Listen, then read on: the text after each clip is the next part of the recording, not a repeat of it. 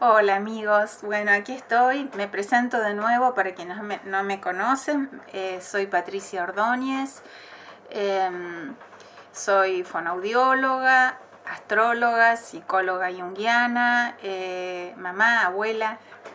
Bueno, hoy me conecto con ustedes porque estamos en épocas de estas fiestas, pasó Navidad y quienes tenemos niños pequeños en la familia, no sabemos si contarle las historias de Navidad, que viene Papá Noel.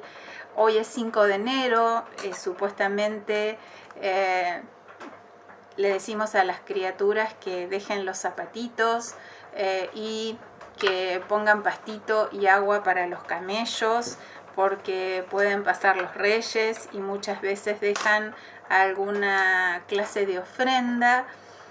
Y entonces lo que les quiero plantear, la pregunta que yo creo que muchos adultos nos hacemos, es si es saludable contar este tipo de historias a los chicos, si es preferible no contarlas, decirles la verdad desde pequeños, porque no sabemos qué impacto puede tener el hecho de cuando se enteren de la realidad, digamos, al ingreso ya a la vida más adulta, con el despliegue del pensamiento crítico, si puede ser frustrante para ellos, si sienten que los adultos les hemos mentido. Entonces, bueno, quería en mi calidad de terapeuta junguiana y también de ser humano interesado en todo lo que es el despliegue de las potencialidades latentes anímicas que tenemos los seres humanos. Yo soy una convencida de que hay muchos grupos humanos en este momento vivos, encarnados, podríamos decir, en la Tierra, y que hay ciertas flores que ha dado la humanidad, como un Buda, un Moisés, un Mahoma, un Jesús, y tantos otros, un Krishnamurti, un Sankaracharya. Hay muchos seres que han sido flores, una Madre Teresa, una Santa Teresa de Jesús, han sido flores de la humanidad. Y nombro, por ejemplo, a Teresa de Jesús porque ella hablaba de 7 moradas y las percibía con una realidad que, si uno va a la psiquiatría clásica, la psiquiatría tradicional nos dice que, bueno, que esto es una alteración anímica, ¿no? Que esto es un fenómeno patológico. Y aquí es donde se diferencian las corrientes transpersonales, que incluyen los estados ampliados de conciencia, aceptan que el ser humano no es solo este cuerpo físico, este conjunto de cuerpo, emociones y pensamientos, y que hay facultades aún no desplegadas. Yo les cuento, entre paréntesis, que tengo una visión más ampliada de lo que se suele denominar psicólogos transpersonales. No doy la definición, no adhiero a la definición clásica, sino que, bueno, hubo muchos psiquiatras, como por ejemplo Erich Fromm. Generalmente se comienza hablar a partir de ciertos psiquiatras específicamente, y se lo incluye a Scioli, a Maslow, a Stanislav Grof, etcétera, etcétera, y súper agradecida de eso. Pero hay en realidad muchos psiquiatras, incluido el propio Carl Gustav Jung o el mismo Erich Fromm, que aceptaban que el ser humano tiene o el mismo Sri Aurobindo, que si bien fue un filósofo, fue un reflexivo absolutamente profundo de las capacidades humanas desarrolladas y las no desarrolladas, o un Krishnamurti, por ejemplo, ¿no? Me parece que les nombro estos autores porque si ustedes tienen escritos de ellos a mano, la verdad que son súper valiosos para este tema que vamos a tratar hoy, porque en realidad lo que estoy presentando es la cuestión de ¿qué son estas narraciones sobre los reyes, magos, sobre un Papá Noel, sobre la Navidad? Algo sugerí en un video anterior sobre el árbol de Navidad y la relación con otros árboles sagrados de otras culturas. En realidad estas narraciones son narraciones míticas, no es que es un invento, un cuento y que uno le está mintiendo a los niños. Punto uno, ¿sí? Son historias como son historias los cuentos de hadas, que estimulan el despliegue, son tan maravillosos para los niños porque estimulan el despliegue de la imaginación, que ustedes saben, para Platón el juego imaginativo era un condimento fundamental en el desarrollo de la inteligencia del ser humano. O sea que sobre este tema ya vienen pensando filósofos y pedagogos desde hace muchos siglos.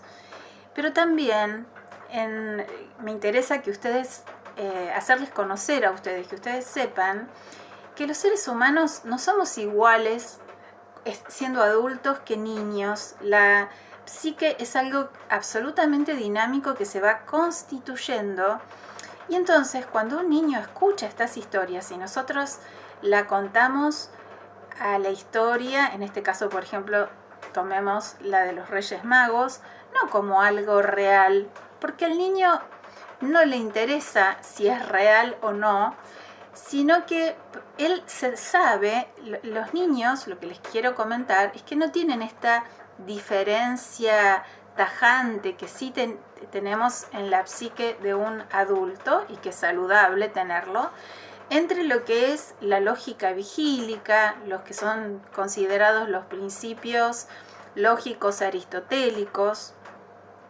el principio de identidad, el principio de contradicción, etc. O sea, cómo funciona nuestra lógica adulta de acuerdo a los 5 sentidos y esta separación mundo exterior, mundo interior, que ya está establecida, esta separación entre el mundo externo y el mundo interno. En los niños no sucede así. Se está constituyendo esta diferenciación, y como terapeuta les aseguro que lo que nos ha sucedido a nosotros, que crecimos en un mundo en donde estas dos lógicas estaban divorciadas, me refiero a la lógica que mira hacia afuera y una lógica, una capacidad anímica que mira hacia nuestro mundo interno, hacia nuestro universo interior. El divorcio entre estas dos lógicas no es bueno para el ser humano porque lo deja... me sale manco, no me sale la palabra rengo, nos deja rengos frente a la vida, no nos deja bien parados, bien enraizados. Por lo tanto, desde ya les digo que sí, que es conveniente contarles esto, pero como historias, no como algo que pasó realmente, porque no tiene la realidad vigílica, tiene una realidad, en todo caso, la realidad que puede tener un cuento de hadas, o la realidad que puede tener un sueño. Un sueño es algo bien real para nosotros. Y es importante que le prestemos atención a las narraciones oníricas. De hecho, la mayor parte de mis pacientes olvidan sus sueños porque no los entienden, porque no les dan importancia.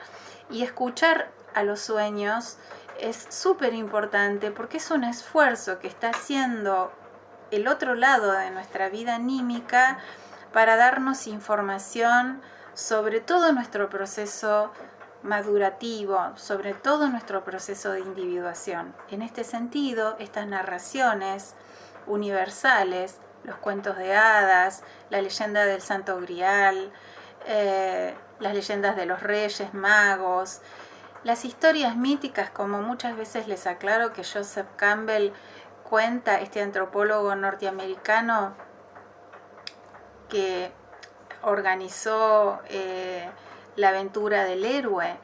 Él sugiere que leyamos, que estudiemos sobre religiones pero que las leyamos como narraciones míticas.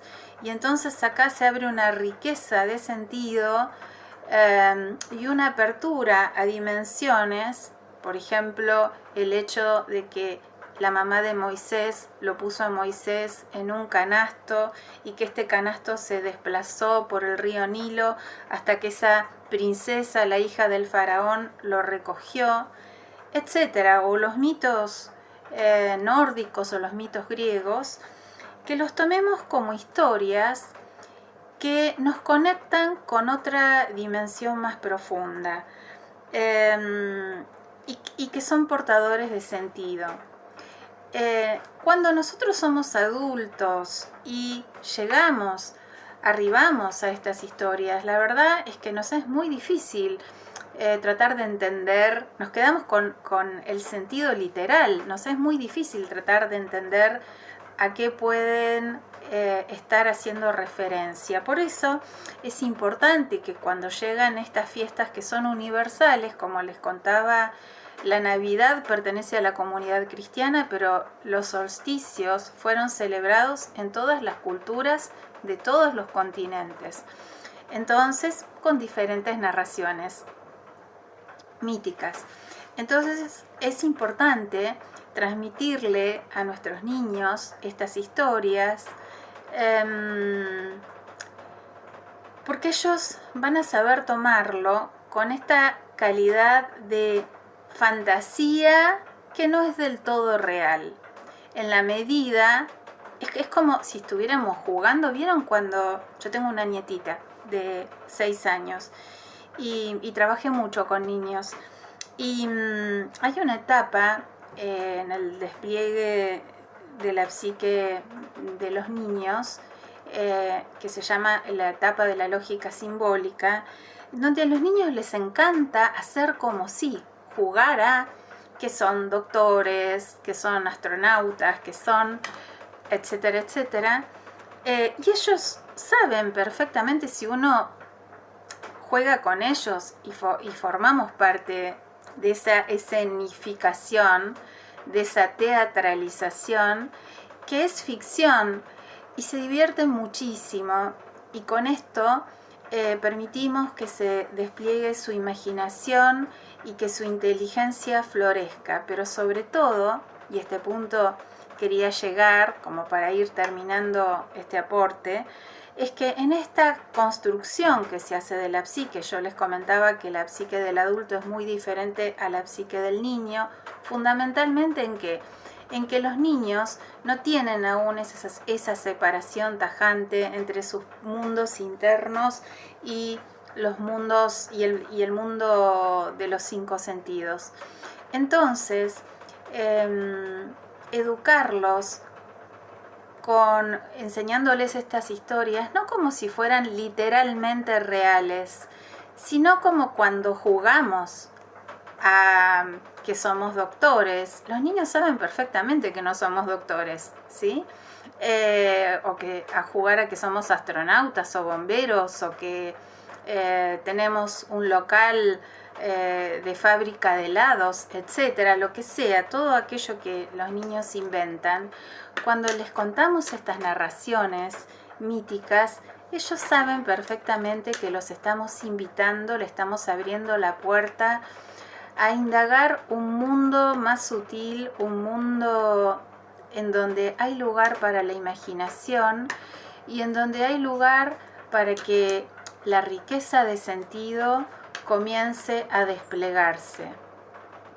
Y esto no es incompatible con el hecho de que también a su tiempo se desarrollan los principios de la lógica vigílica. ¿Se entiende? Yo muchas veces cito a Edgar Morin, que él comentaba que el ser humano tiene una capacidad unidual, decía él, porque tenemos una capacidad lógica, analítica, pero también tenemos una capacidad mítica, que en la antigüedad no estaban divorciadas y luego se divorciaron en determinado momento de la historia y hoy aparecen como incompatibles entre sí. Y estamos en un momento de la humanidad en donde estamos tan desarraigados de esas raíces míticas. Jung decía que la humanidad actual está viviendo fuera, no tiene un mito que lo contenga, está viviendo fuera de un mito contenedor, y que esto es algo absolutamente inusual a lo largo de la historia de la especie, y peligroso, porque hace que nuestra vida, nuestra existencia carezca de sentido. Como nota positiva, yo lo que vengo observando es que hay muchas personas jóvenes que están interesadas en el estudio del mundo de lo simbólico, de la astrología, del tarot, pero no como un pensamiento mágico, sino como, digamos, con claridad de que son símbolos, y que estas son herramientas que nos ayudan a pararnos, no con renguera, sino teniendo en cuenta las dos caras de nuestra vida anímica, si esa cara que mira hacia afuera y esa cara que mira hacia el interior. Entonces, narrar estas historias a nuestros hijos o a nuestros nietos de este modo, como un juego, ayuda, facilita, y se los digo como terapeuta, a que se vaya construyendo ese puente conector de ida y vuelta entre la cara cotidiana y vigílica y esa cara que abre y se bifurca hacia los mundos de mayor profundidad. Desde el punto de vista junguiano, la locura, por ejemplo, tiene dos polos. Uno puede ser el predominio de la realidad de modo absoluto y la disociación de esta cara mítica, ¿no? Que, bueno, no quiero entrar en palabras completas, pero esto puede llevar a una forma de locura. Pero también, luego, por una compensación patológica pendular, esta trastienda, esta cara inconsciente que es negada como existente en la vida física, puede avanzar y subsumir a una conciencia frágil, y entonces invadir a la conciencia, y la persona quedar como una especie de tsunami, y la persona ahogarse, la conciencia vigílica, esa conciencia que hace de faro, esa autoconciencia, ahogarse dentro de ese océano de lo colectivo, y entonces quedar invadido y poseído, obsesado por los mitos. Y entonces aquí tenemos el otro tipo de locura. De modo que, como vacuna, como preservación para esto, una forma de generar anticuerpos y fortalecer nuestro sistema inmunológico psíquico es acompañar el desarrollo de la infancia de nuestros niños con estos juegos en donde los adultos participamos en la narración de estas historias, como hacían. Yo tuve una bisabuela portuguesa y me contaba de las historias populares de su pueblo de origen, ¿no? Como hacían hasta hace no tanto los pueblos que tenían sus historias, que sabían que eran míticas, pero que también estas historias, las personas que las narraban de boca en boca, ellos sabían perfectamente que eran portadoras de una enseñanza. Entonces los dejo con esta reflexión sobre, tal vez, y lo podemos dejar para otro encuentro, meditar en qué pueden representar los Reyes Magos, qué parte de nuestra naturaleza anímica, qué parte del universo, qué puede representar ese niño nacido en un pesebre. Tomarlo esto como una historia mítica, como tomamos el árbol de Navidad con sus diferentes luces encendidas y vimos qué relación podía tener. Bueno, los dejo, espero que esto sea de utilidad para ustedes. Los dejo con un abrazo y sigo en contacto.